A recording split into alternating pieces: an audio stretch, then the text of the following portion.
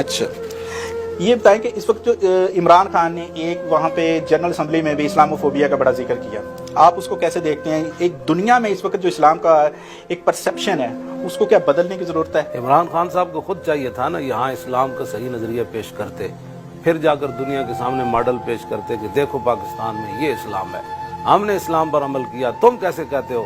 جب خود یہاں مسجدوں کے سپیکر انہوں نے اتروائے، اسلام فوبیا تو پہلے ان کو ہوا ہے۔ مسجدوں کے سپیکر کس نے اتروائے؟ علماء کو ہتھکڑیاں کس نے لگوائیں؟ علماء کے خطبات کس نے بند کیے؟ اسلامی کتابوں پر پابندی کس نے لگائی؟ سورہ انفال اور توبہ قرآن کی جو ہے یہ کس نے نکالی نصاب سے؟ اور زنا کے بل کس نے پاس کیے؟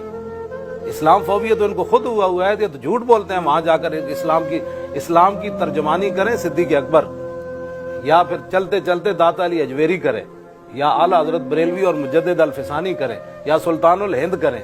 یہ اسلام کی ترجمانی تو تب کرتا ہے یہاں اسلام کا بول بالا ہوتا اور گلی کوچے میں پورا اوپر تک اسلام نافذ ہوتا، تو پھر جا کر کہتا دیکھو یہ میری سٹیٹ ہے، یہاں اسلام نافذ ہے، بتاؤ، انگلی اٹھاؤ۔ تو یہ تو خود اسلام کے خلاف سارے کام کرتے ہیں۔ یہ ختم نبوت پر جب ڈاکہ پڑا اسمبلی میں موجود نہیں تھے، 12,000 شیل ہمارے اوپر گرائے گئے، یہ وہاں موجود نہیں تھے۔